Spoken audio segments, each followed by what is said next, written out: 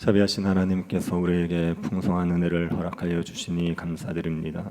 주의 백성으로서 마음껏 주님의 보좌 앞으로 나아가 은혜를 구하게 하시니 감사드립니다. 이 아침에도 저희들을 위해서 쌓아두신 하나님의 풍성한 은혜를 허락하여 주옵소서. 우리로 하여금 구원의 즐거움을 가지고 하나님을 예배하며 주의 뜻을 이루는 복된 하루가 되게 하여 주옵소서. 거룩하신 예수님 이름으로 기도드립니다. 아멘. 찬송가 210장입니다.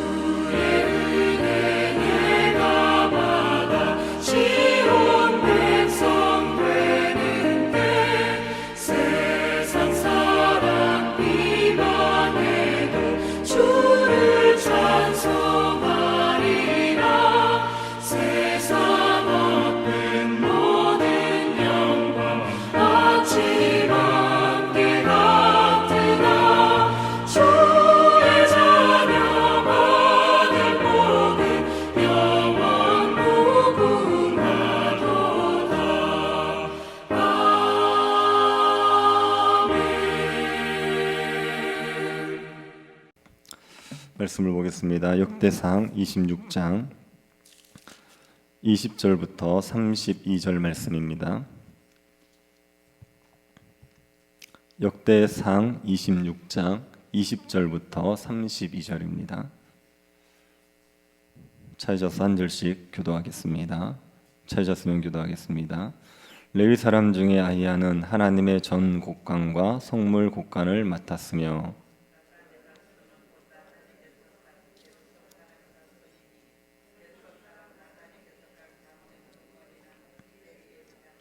요엘리 아들들은 스담과 그의 아우 요엘이니 여호와의 성전 곡간을 맡았고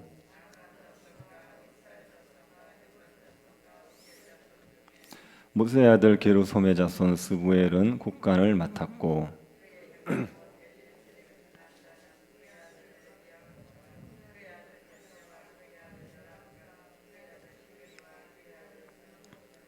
이 슬로목과 그의 형제는 성물의 모든 곡간을 맡았으니 곧 다윗 왕과 가문의 우두머리와 천부장과 백부장과 군대의 모든 지휘관이 구별하여 드린 성물이라.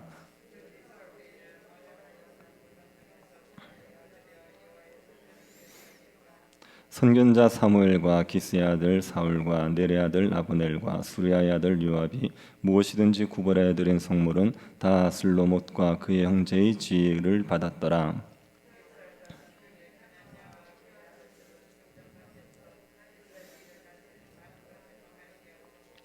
헤브론 자손 중에 하사바와 그의 용사 1700명은 요단 서쪽에서 이스라엘을 주관하여 여호와의 모든 일과 왕을 섬기는 직임을 맡았으며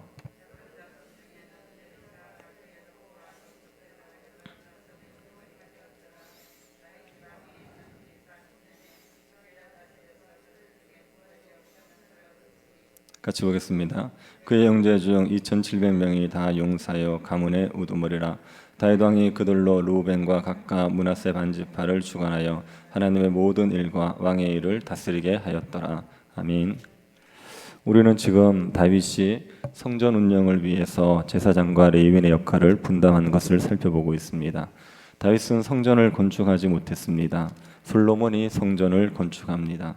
솔로몬이 성전을 건축한 이후에 성전에서 제사장과 레위인이 어떻게 섬겨야 하는지 그것을 다윗이 정했습니다. 제사장은 24개의 반으로 나누어서 돌아가면서 일주일간 성전을 섬기겠습니다. 성전에서 섬기는 제사장 집안은 두 집안입니다. 엘르아살의 자손과 이다말 자손입니다. 엘르아살의 자손에는 16명의 지도자가 있었고 이다말의 자손에는 8명의 지도자가 있었습니다. 합의 24명의 지도자는 제사장 무리를 이끄는 지도자들입니다. 다윗은 이들이 제비를 뽑게 해서 성전 섬기는 순서를 정했습니다. 그래서 장자의 가문이든 막내의 가문이든 공평하게 성전을 섬기겠습니다. 레위인의 경우에도 역할을 분담시켰습니다. 23장 4절 5절을 한번 보시겠습니까? 역대상 23장 4절 5절입니다. 그 중에 24,000명은 여호와의 성전의 일을 보살피는 자요 6,000명은 관원과 재판관이요 4,000명은 문지기요 4,000명은 그가 여호와께 찬송을 드리기 위하여 만든 악기로 찬송하는 자들이라. 성전의 일을 보살피는 레위인들 중에 간원과 재판관이 되는 레위인이 있었습니다. 그리고 문지기로 섬기는 레위인이 있었습니다. 또 찬양대로 섬기는 레위인이 있었습니다. 여호와의 성전의 일을 하는 레위인이 누구인지가 23장 6절부터 24절에 기록되어 있었습니다. 여호와의 성전의 일을 하는 레위인은 게르손 자손 중에서 10개 집안, 그앗 자손에서 9개 집안, 무라리 자손에서 5개 집안이었습니다. 그래서 모두 24개 집안에서 여호와의 성전의 일을 보살피게 했습니다. 그리고 찬양대를 섬기는 레위인이 누구인지는 25장에 기록이 되어 있는 겁니다. 레위 찬양대의 지휘자는 아삽과 여두둔과 헤만입니다. 이들의 집안이 레위 찬양대가 됩니다. 아삽의 집에서는 4개의 찬양대가 구성되었습니다. 여두둔의 집에서는 6개의 찬양대가 구성되었습니다. 헤만의 집에서는 14개의 찬양대가 구성되었습니다. 한 찬양대는 12명으로 구성이 됩니다. 그래서 레위 찬양대원의 수는 모두 288명이었습니다. 이들도 제사장처럼 돌아가면서 일주일간 성전에서 섬기게 됩니다. 그 순서는 제비뽑기로 결정을 했습니다. 성전의 문지기로 섬기는 레위인이 누군지는 26장 1절부터 19절에 기록이 되어 있습니다. 우리가 금요일날 살펴본 내용이지요. 성전 문지기로 섬기는 집안은 고라 자손과 무라리 자손입니다. 고라 자손에서는 무셀레마 집안과 오베데돔 집안이 성전 문지기로 섬기게 됩니다. 무라리 자손에서는 호사 집안이 성전 문지기로 섬기게 되었습니다. 성전 문지기는 모두 93개 반으로 구성이 되어 있습니다. 이들은 각각 성전의 동서남북의 문을 맡았습니다. 오베데돔의 아들들은 곡간을 맡았습니다. 성전 문지기들은 하루에 24명이 근무를 합니다. 레위인 중에서 성전 일을 보살피는 레위인인, 찬양대로 섬기는 레위인, 문지기로 섬기는 레위인이 누구인지가 기록되어 있고 우리가 이것을 살펴봤지요.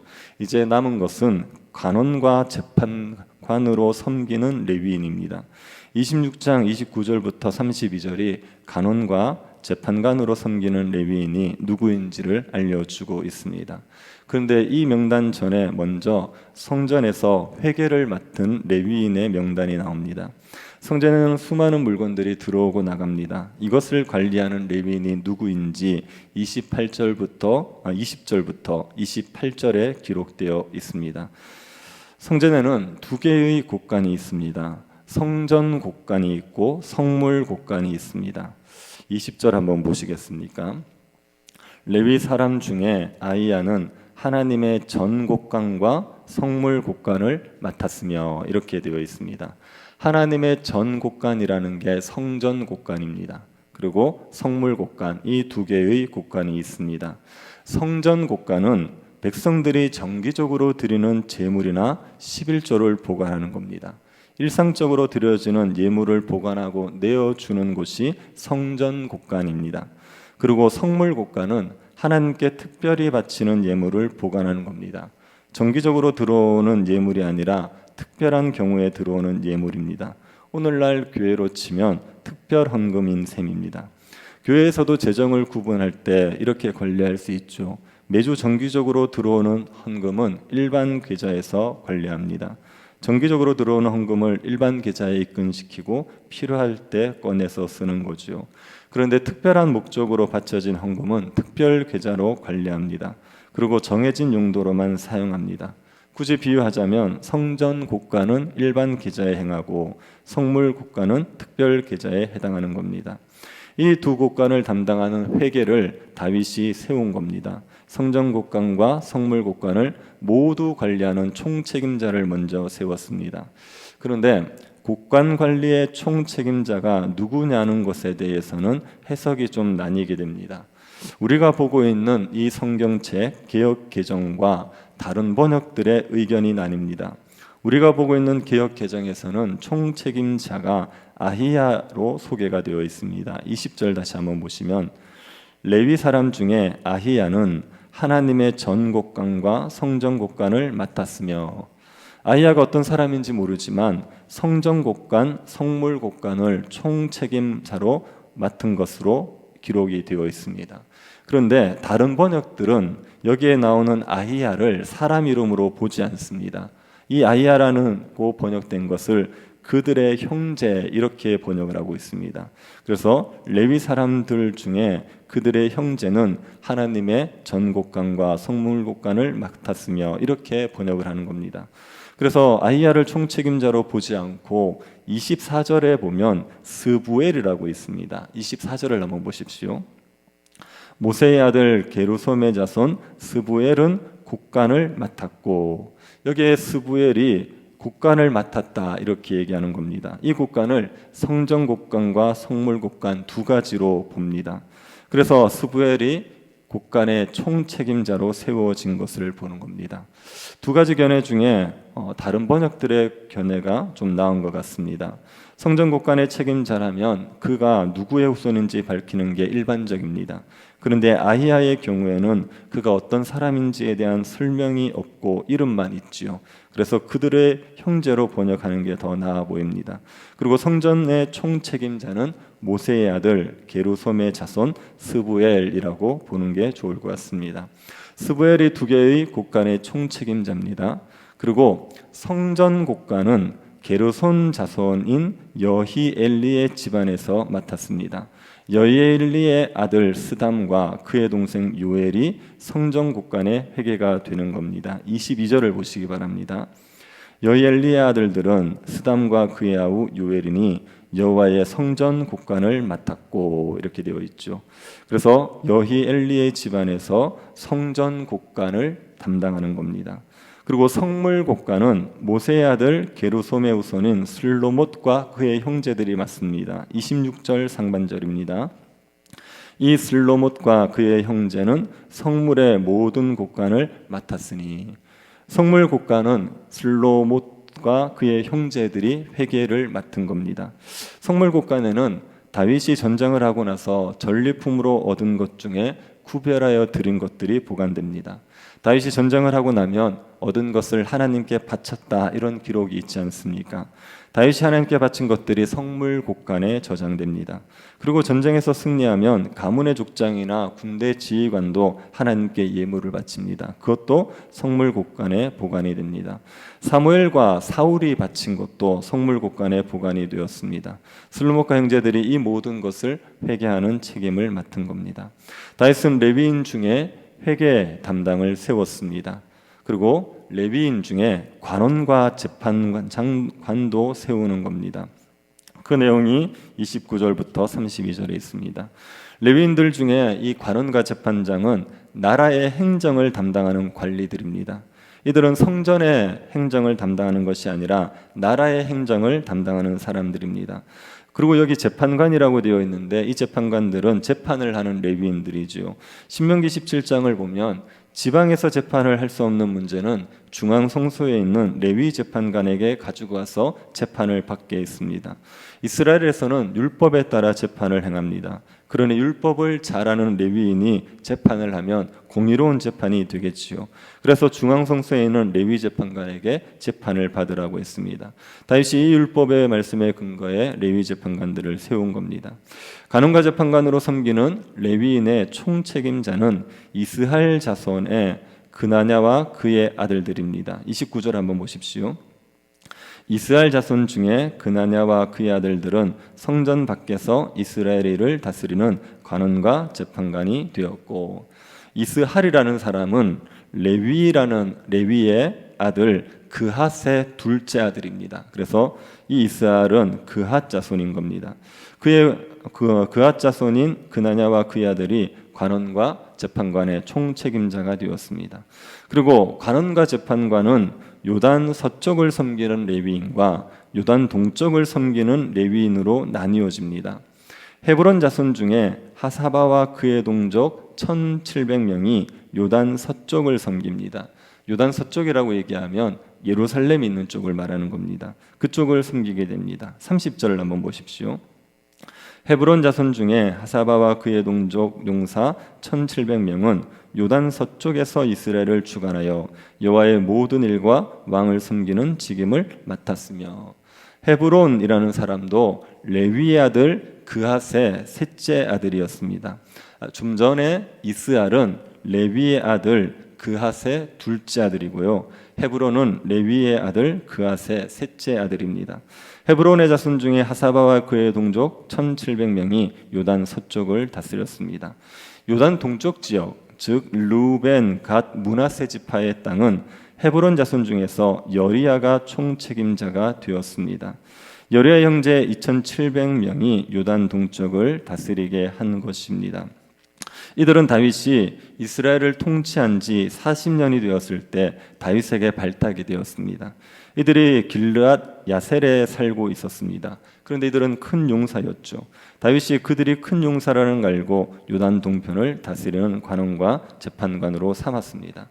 다윗이 이렇게 레위인의 역할을 분담했습니다.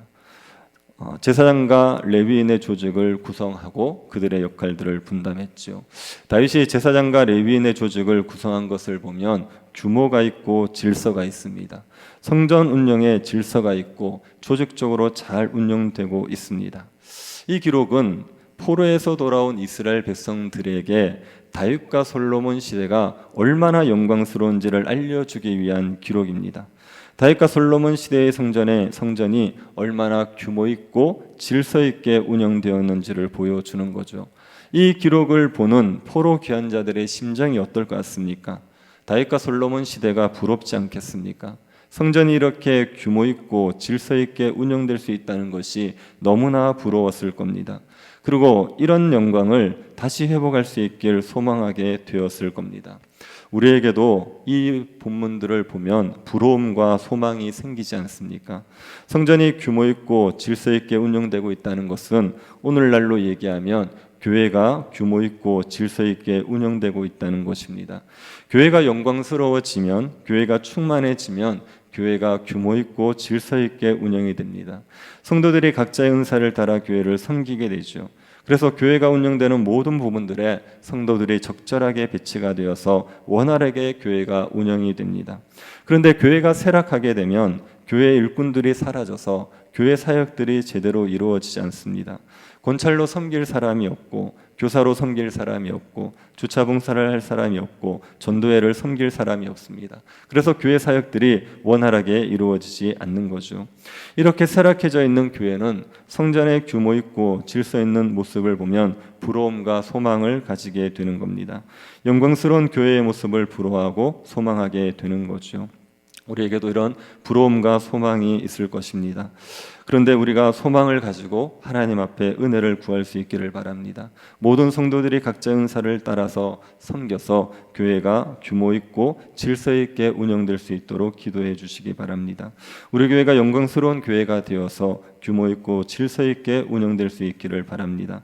이런 교회가 될 수 있도록 함께 기도하고 우리에게 주신 은사를 따라 교회를 섬길 수 있기를 바랍니다. 그래서 교회의 충만함을 누릴 수 있는 복된 교회 될 수 있기를 간절히 바랍니다. 자비하신 하나님, 우리에게 은혜를 베풀어 주셔서 교회로 불러주시니 감사드립니다. 교회가 충만해질 수 있도록 주께서 우리 가운데 성령의 역사를 허락하여 주옵소서. 모든 성도들이 각자의 은사를 따라 섬김으로 교회의 일꾼들이 넘쳐날 수 있게 하여 주시고 교회가 사역들을 하나님 앞에 충성되게 감당할 수 있도록 은혜 내리워 주옵소서. 거룩하신 예수님 이름으로 기도드립니다. 아멘. 하늘에 계신 우리 아버지여, 이름이 거룩히 여김을 받으시오며 나라의 임하옵시며 뜻이 하늘에서 이룬 것 같이 땅에서도 이루어지이다. 오늘날 우리에게 일용할 양식을 주옵시고 우리가 우리에게 죄 지은 자를 사하여 준 것 같이 우리 죄를 사하여 주옵시고 우리를 시험에 들게 하지 마옵시고 다만 악에서 구하옵소서. 대개 나라와 권세와 영광이 아버지께 영원히 있사옵나이다. 아멘. 교회의 충만함을 위해서 기도해 주시고 오늘 예배를 위해서 기도해 주시고 그리고 여러 병중에 있고 고난 가운데 있는 성도들에게 은혜 주셔서 오늘도 주님의 안식이 있게 해달라고 기도해 주시고 개인적으로 기도하시기 바랍니다.